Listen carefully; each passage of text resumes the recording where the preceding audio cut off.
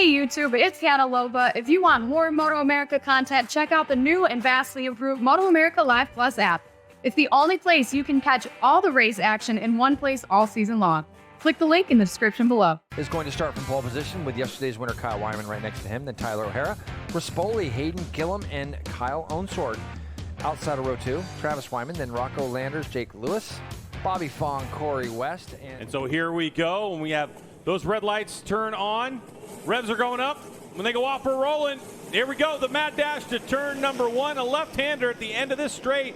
And it looks like it's going to be Herfoss that might lead us in, although Kyle Wyman had a shot at it. Oh, it's going to be the 29 of Tyler O'Hara, so we're led by a couple of factory Indian motorcycles for the moment. This is a lot like what we saw yesterday, but it looked like a Harley slid into second there. That's going to be Wyman. Hayden Gillum doing what he did yesterday, showing a lot of good braking going into the International Horseshoe, so he was trying to get up to third. Bobby Fong is out, so the early report from Hannah there that Bobby Fong and Hayden Gillum both just finished that 200-miler.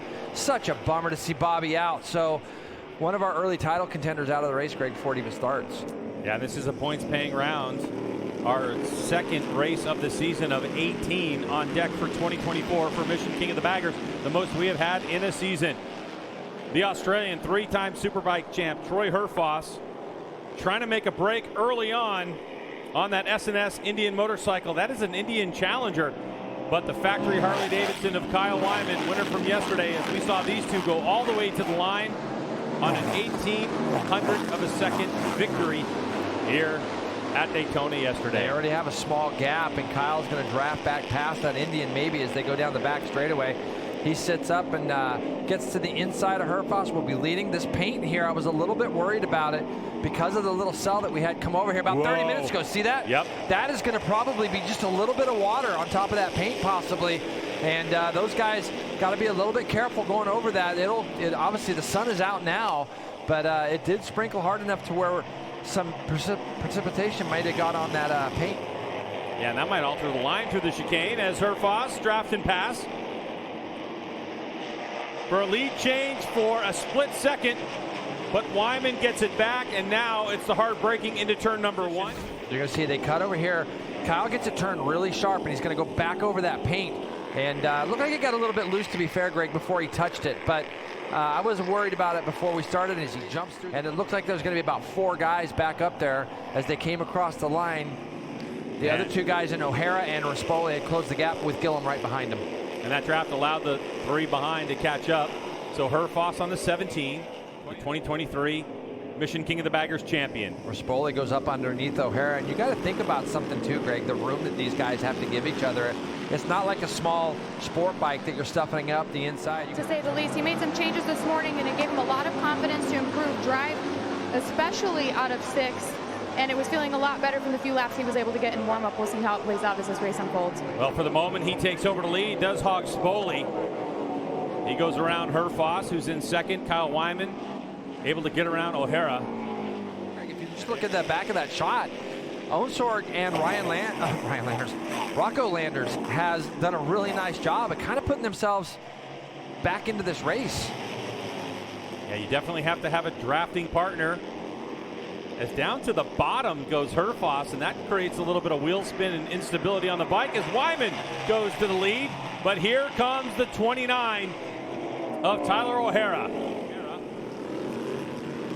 We got 2.5 laps to go in this Mission King of the Baggers race. Jay, you mentioned it, O'Hara just so hungry to win as Wyman's going to go up the inside. Let's see if that affects his drive onto the banking. It was dead even between Herfoss and Rispoli coming across the line, and Kyle Wyman was 5 thousandths of a second. But Hayden Gillum goes fastest at a 150.978 behind him, sets the fastest lap of the race so far, Hannah. When I talked to Troy Herfoss a little bit earlier.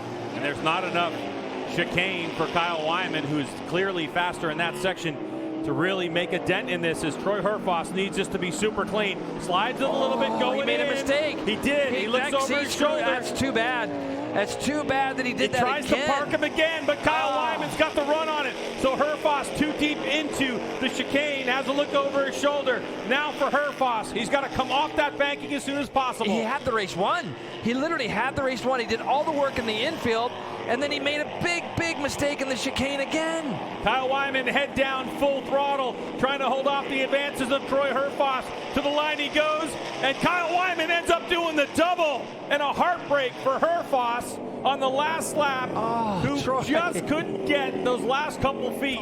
He's going to watch this back later on and just want to look, he gets in here, he gets in nice and clean, but he's already overslowing it at this point right now, because if you see, he's got the bike here, and he's going to have a look over his shoulder to see where Kyle is. So he's already kind of out of his game, I think, going in there. This was his plan all along again, and once again, Kyle Wyman jumps the dirt, and it's a replay of yesterday. If Herfoss goes through the chicane the way he normally does.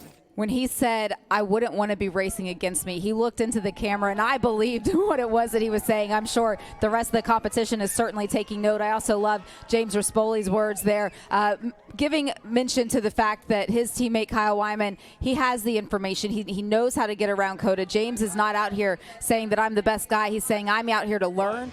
That's what .137 looks like. Rispoli just a second and a half back. Not sure what happened to Tyler O'Hara, but he finishes fourth. Hayden Gillum in fifth. Owen Sorga's good ride for him